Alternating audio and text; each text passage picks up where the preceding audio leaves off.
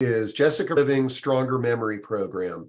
And Jessica, I'm really glad you picked this discussion that's related to dementia to come on and share your resources with our audience. Tell folks a little bit about Stronger Memory and how they can get involved. Yeah, thanks, Steve. So Stronger Memory is a brain health exercise program available for free. You can download our workbook at strongermemory.org. And it's 3 simple brain health exercises: reading aloud, writing by hand, and doing simple math problems quickly. If you want to learn more, check us out on the website, or you can email us at strongermemory@goodwinliving.org. And we're really excited to be on today. I can't wait to hear what everyone else is going to share. Really exciting stuff today. I love it. And Jessica, if you don't mind, drop your contact info into chat there. That'll make it easier for folks to connect with you. But it's a great program, and especially great for organizations. And I know a lot of the villages are working with you, and it's a great way to, as a team or a group of friends or a family, work on improving our memory and building up that cognitive reserve together. Is that correct? Yeah, absolutely. Excellent. All right. Well, thanks a lot, Jessica and Stronger Memory. And now I am thrilled to welcome the team from Memory Core, who is and which stands for Making Engagement Meaningful Through Organized Routine Interaction. You all are affiliated with Johns Hopkins, so this is super exciting. But the topic today is, can virtual companion guided support help people living with dementia and living at home? And I'm real psyched to dive into this topic, but before we do, let's get to know each of our panel members here. Quincy, I'm going to start with you because I believe you are the lead on this research project, correct? Yeah, thanks, Steve. This is an absolute pleasure, and thanks so much for inviting us. And it's really a collaborative team. So actually, people are from different organizations who are on our team, and so that's by design. So I am an associate professor at Johns Hopkins University, and really what I do is develop, test, and then disseminate programs of care that are evidence-based, that are also person-centered and family-focused. And so Memory Core is one of the programs that we have been developing over the past couple of years out of our Center for Memory and Aging Services Innovation. And I got into this work because I clearly see that there's so much need in our communities in terms of not knowing exactly where to turn to for help for different things. And aging, like dementia care, really encompasses a lot of different factors that contribute to our health. And so one of the factors is emotional well-being and quality of life and social connectedness and loneliness. And so this is a program that's specifically designed to take an evidence-based approach to try and address some of those things. I love it. Yeah. Okay, so I'll let the other team members just chime in and tell us a little bit about yourselves. Jess, you want to go first? Sure. If you hear my dog speak up, I'm so sorry. He's having quite a day and is just excited to meet everyone. So my name is Jess Herbst. As Quincy was saying, this is really a collaborative team. So I actually am from the Greater Maryland chapter of the Alzheimer's Association, and I get to be the wonderful volunteer manager on this amazing project. And I really was driven by the work that they're doing. Quincy's doing in the team. My great-grandmother passed in 2015 from complications due to Alzheimer's disease. And she had actually had it for quite a long time and passed at 96. So learning more about dementia, learning more about how we can meet people in their journey and support them while making them feel special is really what I'm all about. So I'm so excited to be here, and I have an amazing team. I love it. And Kathleen, you want to go next? Sure. Thanks, Steve. I'm an occupational therapist. I've worked in clinical settings and home settings, a variety of different roles over the years. I have a real special interest in what the disease process, normal aging, and specifically dementia, how it affects people's functional abilities at home.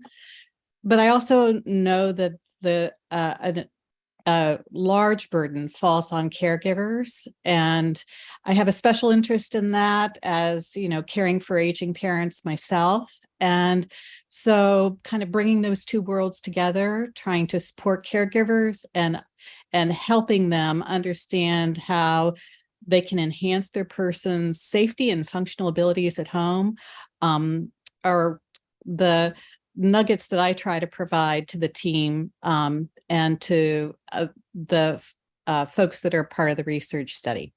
All right, great. And then last but not least, Katie, and folks, Katie is awesome. She had some power outage problems, but she has put some things together here. So when we tuned in, she was like, I think I'm going to run to the public library. It's like, no, you're going to be good here, Katie. I think it's going to work. So hi, thanks, Steve. Dave, I'm on my phone. My Wi-Fi decided to bite the dust. Welcome. I'm Katie Marks. I'm a research associate with Johns Hopkins School of Nursing and their Center for Equity and Aging. And I primarily do research similar to Quincy's. He's in different interventions and that help caregivers or is caring for someone with dementia.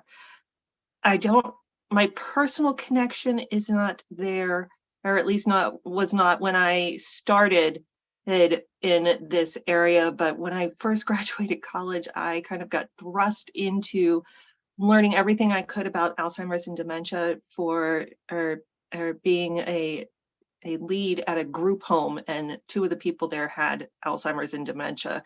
So education and learning and providing that education to other people has always been a passion of mine. I love it. All right. Well, now we get to dive in and learn about this program and this project. And Quincy, I'm going to duck behind the curtain, and but feel free and folks, remember, you can ask questions at any point in time. If something's relevant, I'll jump in. Quincy, if you want to take a break and check in and see if there's any questions, feel free to do that. But if you want to share your slide deck and kind of kick this off, that would be great. Yeah, so hopefully it's going through the ether right now. And I won't be able, I don't think, to see the chat easily. Do you guys see it? Is it in screen share mode? It looks good. Yep. Okay. Well, let's see. We're on the video right now. Yeah, let me go back. So close your eyes and pretend like you never saw any of this. All right. So I don't think I can see the chat, but if you can just, jump right in if you see something that's coming through that. And then Quincy, one little thing, you may have like something at the top of your screen with Zoom. Yeah. Just move there. Okay. Now, if you can move that and boy. Yeah. Let's see what we can do. Like minimize it, right? Yeah. Try to minimize it. If not, it's probably not going to. Actually, I think it might be better at the top of your screen. Like that. Yeah, that's not bad. I mean, if there's, I'll let you know if it's covered. No, now that whatever you just did there is bad. No, you don't want to do that. That covers. Okay, we won't do that. No, you've got there. That's good. Whatever you did is good. Okay, good. Okay. All right. So basically, thanks for joining. And I just want to give you a really quick review of what this research program is that we're talking about today, which is Memory Core. And with the team, they're listed here. We're a multidisciplinary team This research is funded by the National Institute on Aging, and it's funded to support the care and services that are being developed as evidence-based programs for people who are living at home in the community, and to support their caregivers, as well as to support healthy aging in older adults who don't have dementia. So I'll explain how all of that kind of goes together as we go on. This is just disclosure slide. So these are just financial support and no conflicts of interest related to this topic today. And in terms of Memory Corps, it took me forever to make up like an acronym for this, but I'm so happy I was able to do it. So the acronym is Making Engagement Meaningful Through Organized Routine Interaction. And what that means is it applies to both kind of activity engagement for people who are cognitively have cognitive concerns or memory issues, but also it supports healthy brain aging, as we'll kind of talk about a little bit later in terms of kind of the theoretical basis for why engaging in activities and why social interaction is so important for all of us. And I think that the COVID pandemic really, highlighted the importance of social gatherings and social engagement, as we'll talk about in a minute.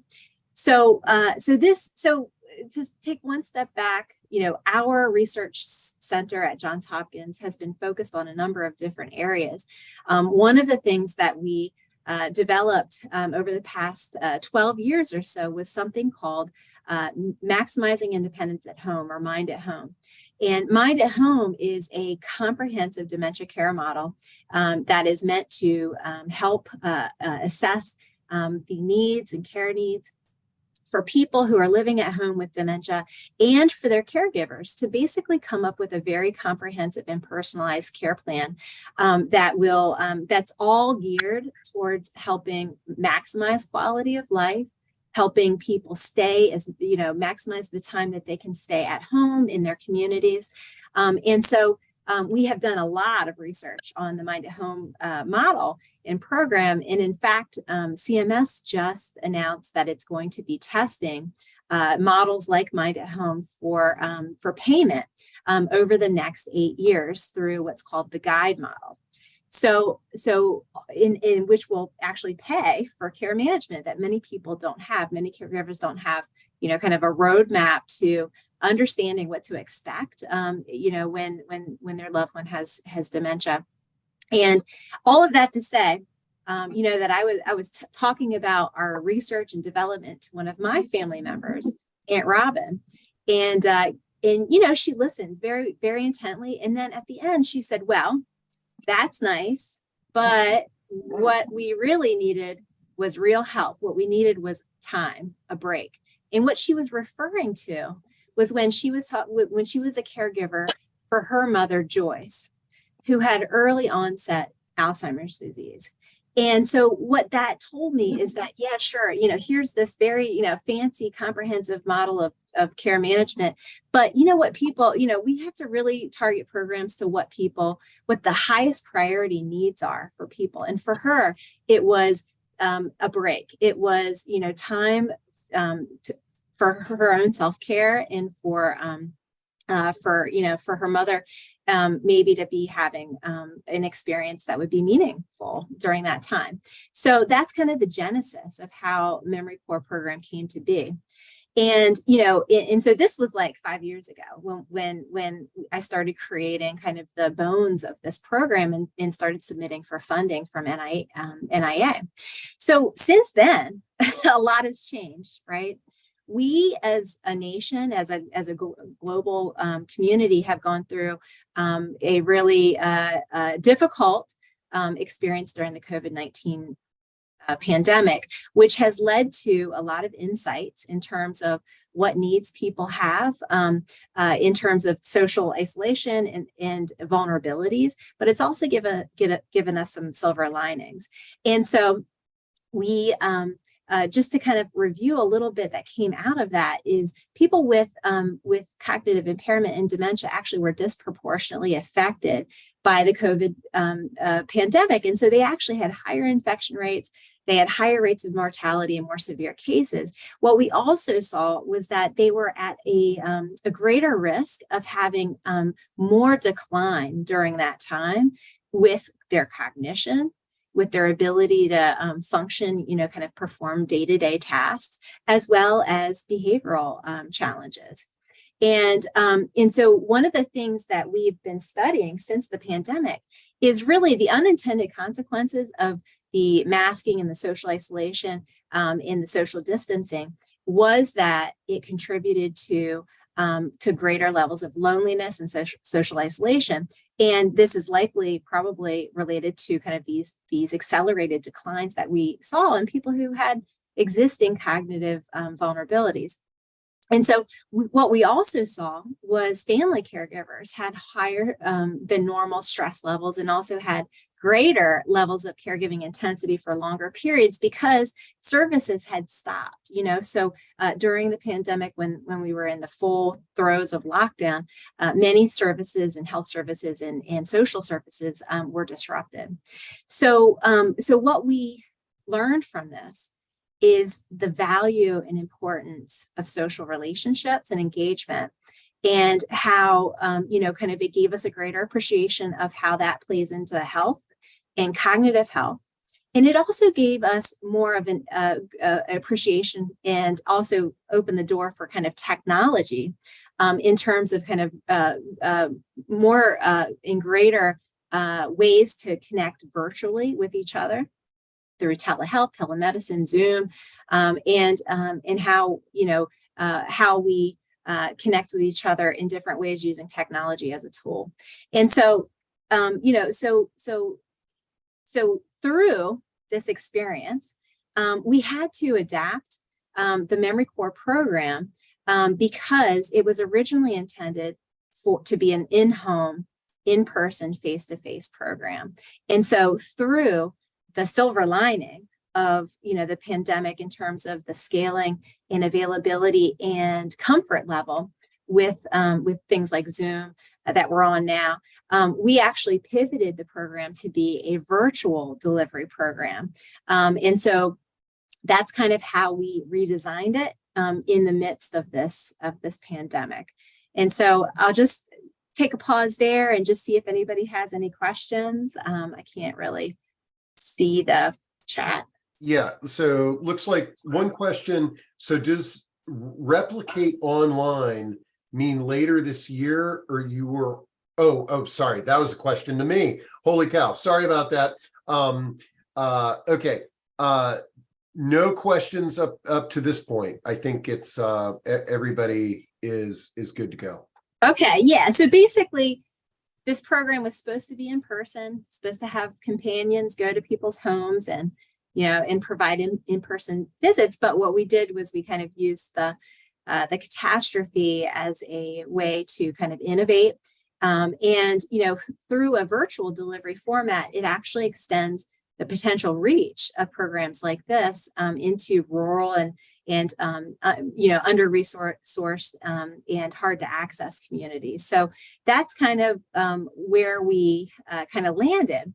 And so in terms of the program itself, as I mentioned, we're really trying to support people with dementia, their caregivers, as well as healthy volunteers to really promote brain health and healthy aging, for creating a win-win-win with those elements. And so some of our research that we've done in the past through the center at Johns Hopkins went into people's homes in the Maryland kind of greater Baltimore region, including Baltimore City. And so over the past couple of years, we had gone into about over 600 people's homes.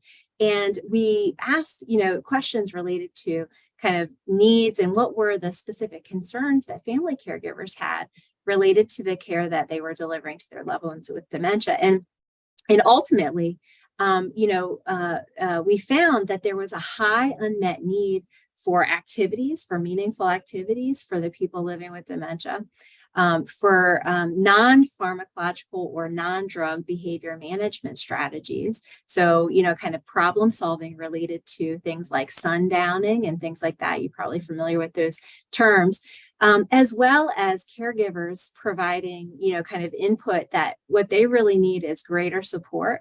They need time for, respite and access to respite care. And so all of those things really contributed, kind of again to the significance of, a program like this, which is developed to kind of address caregiver burden in some ways, give people an hour break while a companion is guiding people through activities.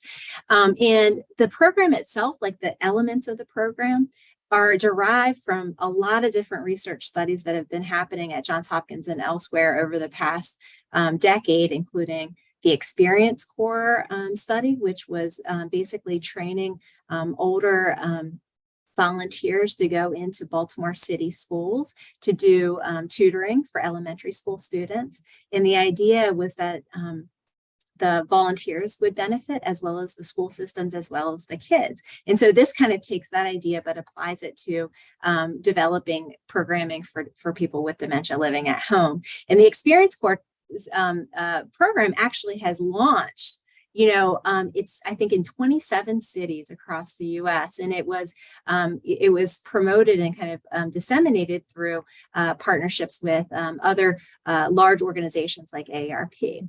Another program that contributed to this program is the Tailored Activities Program, and I'll let Katie talk about that more in depth. But Dr. Laura Gitlin and others developed the Tailored Activities Program to basically create activities that are meant to promote function in people with dementia, as well as reduce behavioral problems and behavioral challenges that are having. And so that contributed, kind of the principles of that contributed. And then some of the principles related to Mind at Home in terms of training and assessment of needs and things like that. So all of these things came together to kind of create the components for MEMORI or program.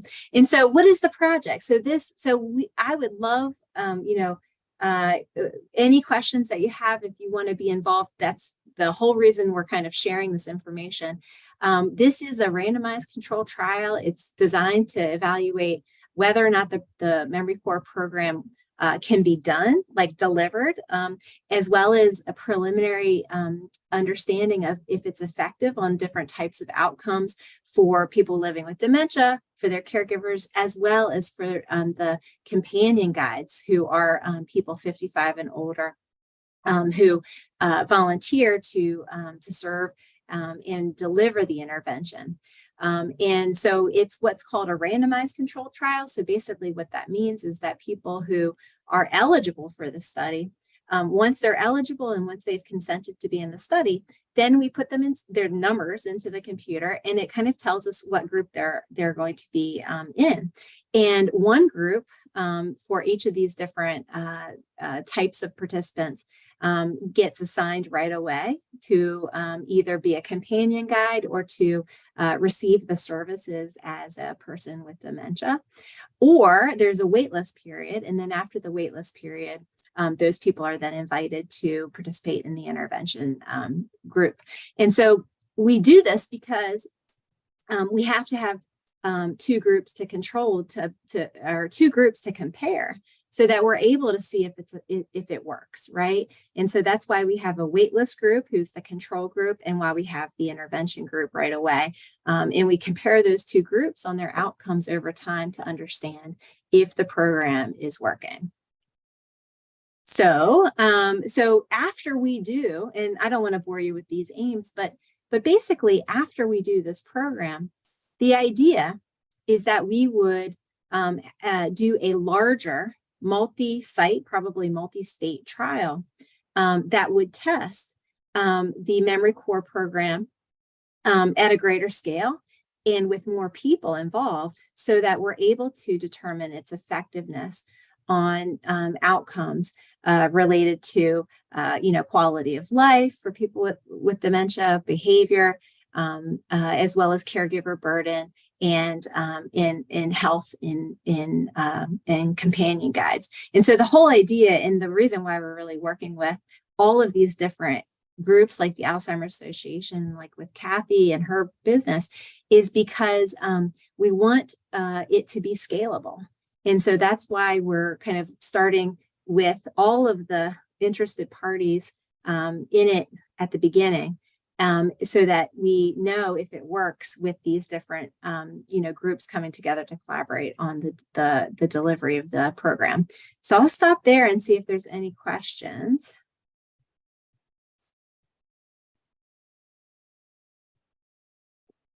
Hearing none. Sorry, yeah, no, Yeah. I make sure that I mute myself on this end. Sorry about that. Okay, let's see.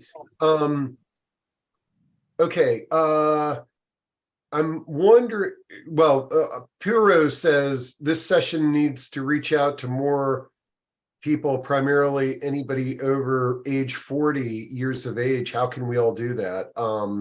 I agree,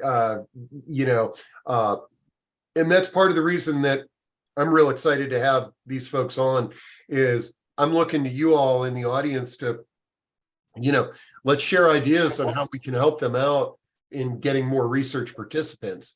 And then I'm not sure if this question is to you, Quincy, but Noel says, do you include Ann Basting's creative care? I'm not sure if that. Yeah. No, so I don't believe so, but I'll let, what is that, for one thing? We would love to hear what that is. Yeah, that would be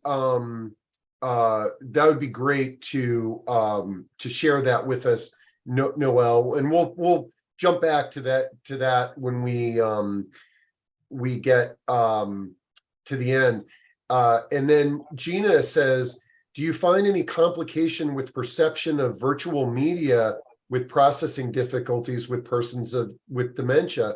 I found some folks have difficulty understanding that the feed was live in a virtual session, or difficulty understanding why their family members were on the screen and not in the room. Yeah, so that's a really great question. And that kind of talks to kind of the feasibility of this project and kind of what we're looking at, really. And so from my perspective, like, it's going to depend on the person's capabilities and the kind of severity of their where they are in their disease process. But I'm going to turn that over to Kathy, because she's the expert. She's the occupational therapist. Excellent. Okay, great. And Quincy, let me try to get you on your screen. There's a large rectangle on the right-hand side. Okay. If you can just close that or minimize that. That's so weird, because maybe it's just that what happens now? Like, is it still there? Yeah, it's still there. All right, you know what? I'm just going to stop sharing, and then I'm going to. Okay. Yeah, there we go. But when you reshare, it might be eliminated. Okay. Hopefully. So we'll get back to all the questions, folks, but we addressed a few of them there. Yeah, and you know what? Can you see it now? Is there still like a big? It's still there. Yeah, it's still there. I as long as you're just, and now, okay, yeah, you got one at the top, which I think we can live with. It's this one on the right-hand side. Yeah, I don't see that on mine, Okay. But it might be because there's animation. So basically, let me just get past this slide, and maybe it's Okay. just this slide. Okay. So to the point, though, of the question about, the focus of this presentation, what we would love from you all is feedback, number one, on kind of the value that you might see in this program. And number two, like, what we're really looking for is kind of people to join the project as people who are living with dementia, who are in their homes, and who are living with a family caregiver. We are trying to complete recruitment for this study in the next couple of months. And so that we need about 40 or 50 more people. And so that is really kind of, and so all of us kind of have probably friends or family members that we can think of right now that probably have dementia. Now there are, eligibility criteria, but that's who we're trying to reach by kind of sharing this information. So that was a really great question. I'm glad I should have just said that from the beginning. We're trying to recruit and let you guys know about the study. And if you have ideas for places that we can recruit from, we would love to hear them. So let me get past this slide because it seems like it's problematic. It basically just kind of provides like a framework for why are we focusing on activities in people who have dementia, and how does that relate to cognitive health in people who may not have dementia? And so the idea is that there are, these, we have different levels of how socialization and social engagement and social connectedness, influence our lives, right? And so these include kind of, environmental, social context, and cultural context. And then, kind of drilling down to the quality of social engagement that we have interpersonally for ourselves, as well as kind of like the extent of our social networks. And the theory basically is that with greater quality, with greater social engagement, high quality social engagement, and rich social engagement, that we can actually increase our cognitive reserve, increase our emotional well-being and happiness, reduce these kind of stress responses that are happening in our brain that relate to oxidative stress and neurotoxicity, as well as, have healthier lifestyles and behavioral in habits. And all of this then leads to improved cognitive aging and reduced risk of decline in cognitive in cognition over time. And so that's kind of like the thing that underlies all of this, and why are we focusing on social relations and cognitive health. So this is complicated, but this is basically how the Memory Core program on this side with the blue box, how it addresses different needs for different people. So the top row here in gray is people with dementia. And so by providing individualized routine activities, social engagement, physical activities, and encounters, we hope that we're able to increase quality of life, reduce loneliness, increase social engagement, and so on. And similarly for caregivers, we hope that, kind of by providing some support for their loved ones, which may provide them a little bit of extra time to themselves, and also the knowledge of how to engage their loved ones in activity programs, we hope that also can lead to better outcomes for caregivers, including reduced burden, reduced depression, and possibly reduced loneliness.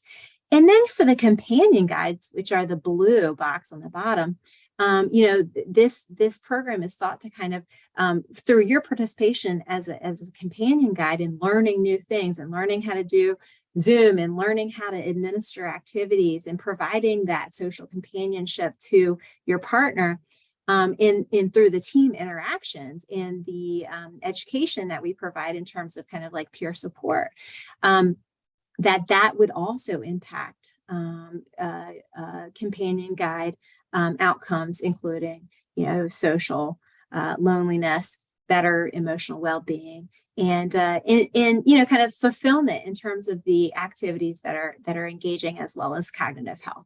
So that kind of just gives like a little bit of like the why, like how does this happen and why. I'm not going to spend time on this. This is more technical. It's just like the scales that we are measuring to understand if this is effective or not.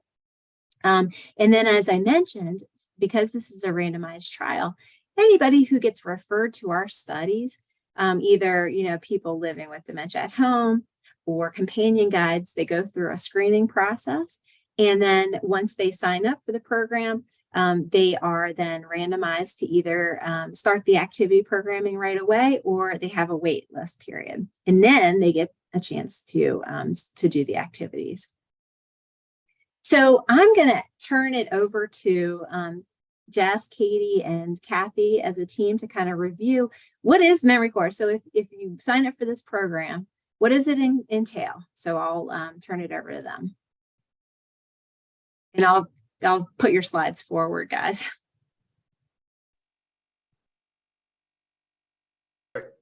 Just one main thing is make sure that you send me the slides, Quincy, and I'll Yes. link to them on there for folks.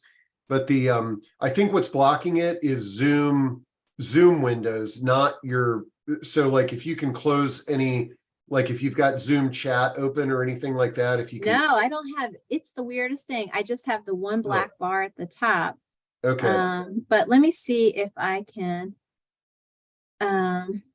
The other thing Hide is, oh, I found it. Hide floating meeting controls. There you go. Is it well, better now? no, it's still there. No, there. Okay, that's a little bit better.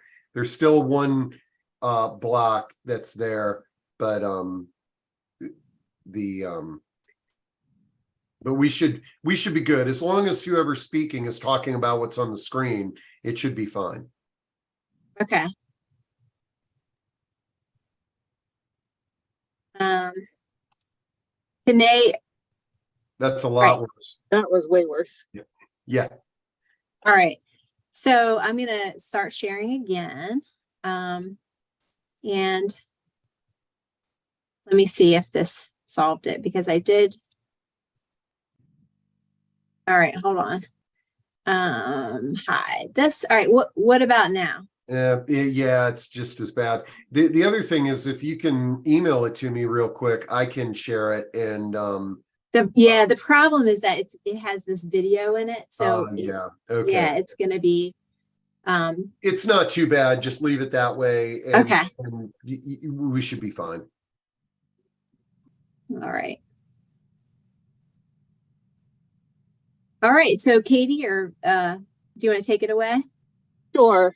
I'll take it away. I promise. I'm in my car now, but I promise I'm not driving. I'm actually still sitting in my driveway. I have to teach right after this. So I'm going to take this from the perspective of the person living with dementia and their family caregiver and what happens once they come into the program. Jess can talk to what happens when a volunteer comes into the program, because we kind of are each other's right hand, and we take each side. I take the dyad side, as we call them. So once a dyad is randomized in the intervention group, then I meet with both the person living with dementia and their family caregiver, or to find out a little bit about them, do a couple of tests with them, just to look at their level of executive function. And I take a lot from our baseline measures that look at cognition and social well-being. And then I ask them all kinds of information about their interests. We have a huge interest inventory.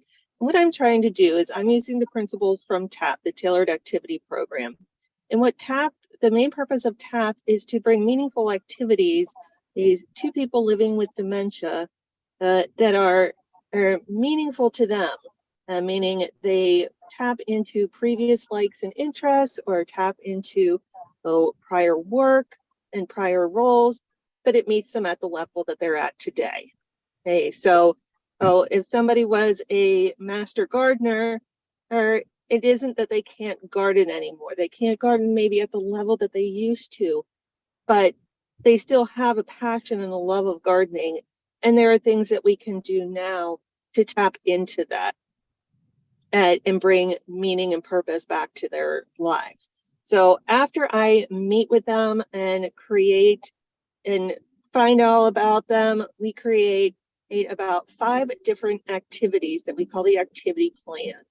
And they're from there, they're matched with one of the companion guides. The activity plans lay out everything that is going to be done. There's a lot of flexibility in them, but there's also a lot that, this is the path we're headed. And so just because they mentioned baseball doesn't necessarily mean that they watch a lot of baseball. gardening was way more of an interest. So we're going to put gardening in, and maybe not baseball. I always try to give the companion guides a low-tech one, just in case Wi-Fi is acting up or there's any issues with sharing the screen.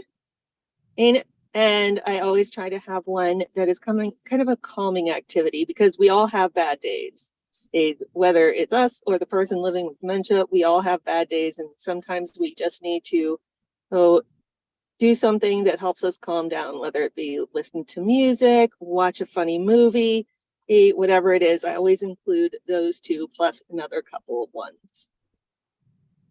And so the companion guide then spends about an hour each day, 3 to 5 days a week, and implements these activities. I do meet with them and train the companion guides on implementing the activity, and then do a gentle handoff to them.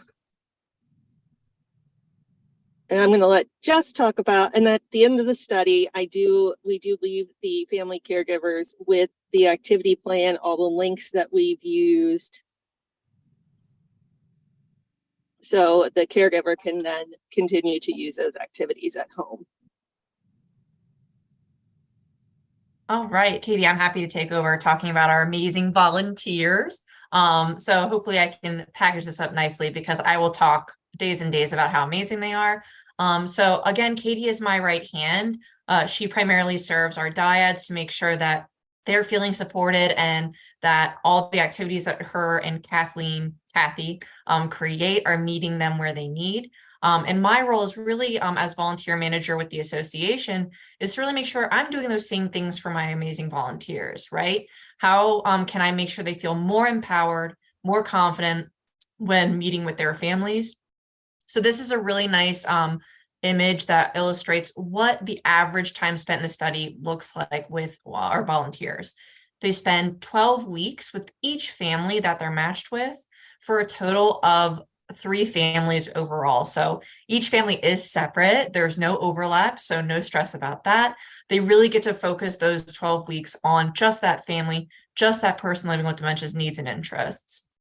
And we do really robust training as it relates to working with people who have dementia. How do we better communicate with people who have dementia to meet them where they are?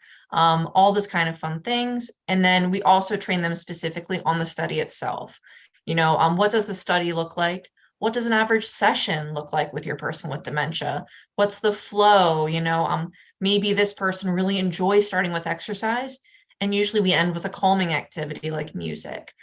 So we do everything we can to illustrate a really nice session flow for that volunteer, while also giving them some activities on the side that can kind of float, right? Just like Katie was saying, maybe the internet is just being really wonky today and doesn't want to cooperate. Maybe your matched person with dementia is just having a really rough day. They were up all night, slept in, it's dreary outside. Maybe we're just going to meet, spend some time together talking and listen to music. So there's a lot of flexibility in what that time looks like, and how they can spend meaningful time together while not being super restricted on, this is what we're going to do today. This is what we're going to do every session. They really can ebb and flow with how they're both feeling. And then at the end of those 12 weeks, they do a nice little handoff to the family, where we create a nice little bundle of all those activities that were done. And those really are hopefully, lent over to the person's care partner, so that they can still do those programs together. In moments of agitation, here are some things that really worked for your loved one, and can even inform their care later down the line. Even just letting potential people in the future know things that they're really interested in. So that's something we really look forward to. And then as volunteer manager, I also bring resources like the positive aging community to our amazing volunteers, so that they can, participate more in events and trainings, lifelong learning and continuing education programs going on in their neighborhoods and in their greater community.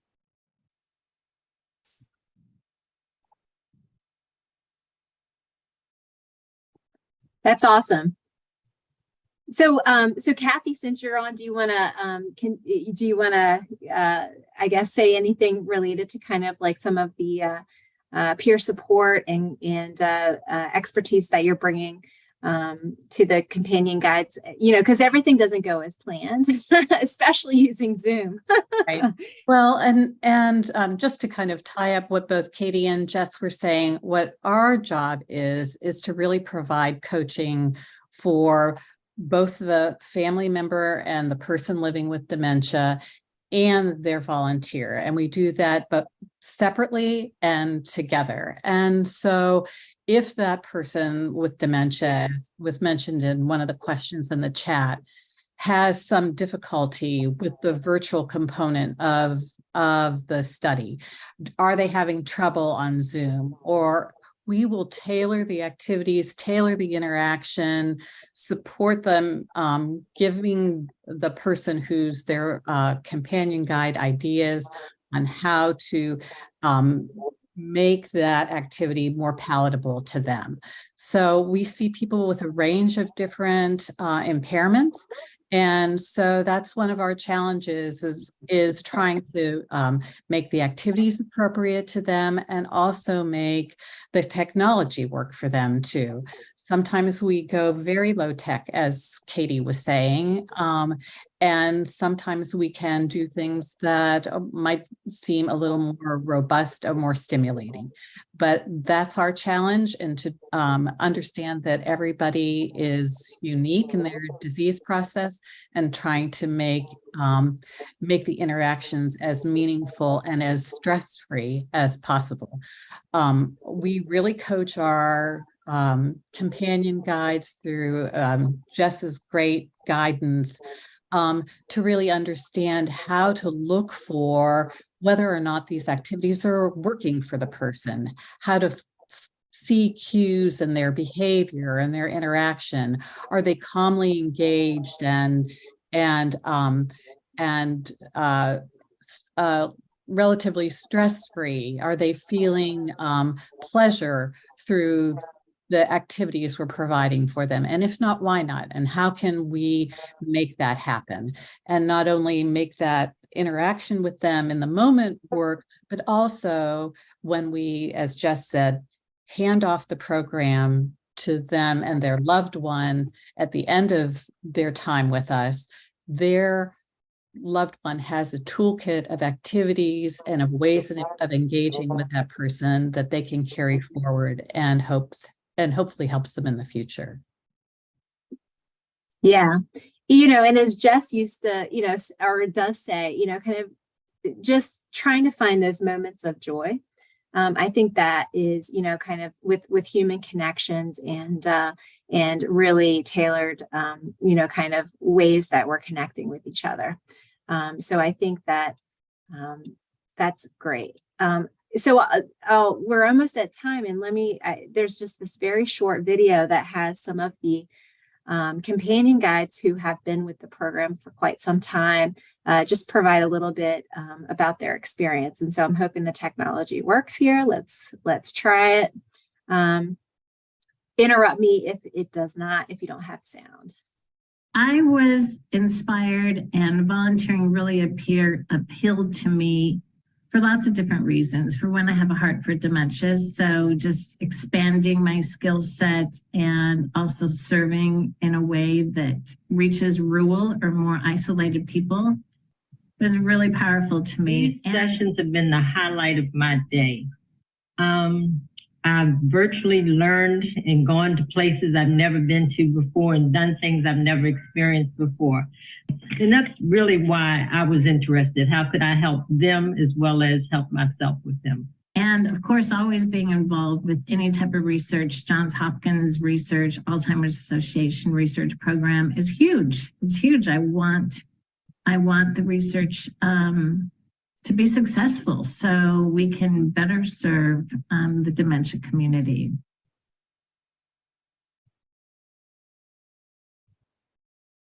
It's just fascinating to me to be a piece of their day and know that even if it's small, advance the slide. That's a positive. Is there a problem? Oh, I was repeating it. I think it's different. And volunteering really appealed to me for lots of different reasons. For when I have a heart for dementia, so just expanding my skill set and also serve Johns Hopkins, the dementia community. Yeah, this is the second section. It's just fascinating to me to be a piece of their day and know that even if it's small, it's making a difference. That's a positive thing. And you're bringing some enjoyment not only to the partner, but also to the caregiver. You're giving them a little relief for the day. The comments that their caregivers have shared with me and some that they've shared themselves have been really heartwarming. My first partner, wife was on vacation and the son was visiting from California.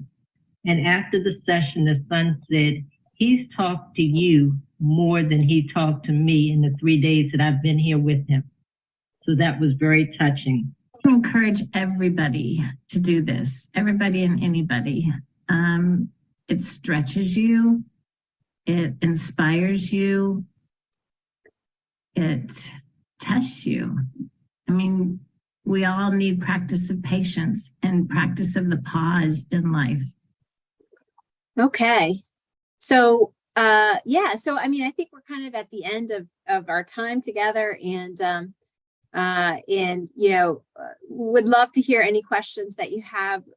This is the contact information for the study. You can use your phone to scan this QR code and it'll take you to the website for MEMORI Core. You can also just find MEMORI Core by Googling MEMORI with an I, core. And yeah, like, so are there any questions? I can't really. Yeah, no, we've got questions. Stop sharing your screen and and because yeah, if you just stop sharing the screen and then send me that PowerPoint, and I promise folks, I know everybody's got solutions for what happened, but I didn't want to do the problem solving in the middle of the discussion, but we'll make sure to get that. So we do have some questions, and I'll rattle through these. And folks, if you need to jump off, no worries, because this is recorded, and I'll have all the contact information for everybody on the screen during at the recording as well. And okay, so Piro says, I just wanted to understand if the behavior of the dementia patient varies based on profession. Example, someone who served in the armed forces versus somebody who's an academic. Have you seen, I know, and it's probably hard to ask questions like this of an academic, but do you see differences in people's behavior based on their life experience or profession? Well, I mean, that's a fascinating question. And honestly, I don't know about the research related to that, but I do know that, you know, kind of dementia and these neurodegenerative diseases, they're associated with changes in the brain in different areas. And so depending on the where those areas are affected, relates to the types of behavioral problems that people express. And so it kind of, you know, I don't know if it relates to profession or personality, premorbid personality characteristics, but certainly it relates to where there is damage in the brain, basically. Okay, great. And let's see. Okay, so Noelle asks, how do we find a program like this in Montgomery County? Our neurologist is Johns Hopkins in Baltimore.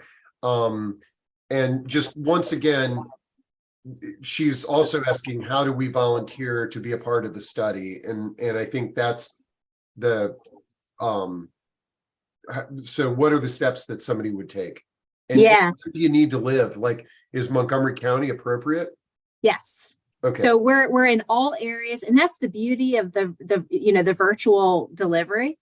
We can accept participants in all areas of Maryland. So we connect with them virtually. We have trained and ready companion guides ready to go to be matched. So we would welcome anyone from Montgomery County or other counties to. So let me put in the chat the the phone number and and we'll also send you this PowerPoint presentation as well as a flyer for this. Okay, excellent. And I'll put all those links up on proaging.com shortly after this, once I receive it.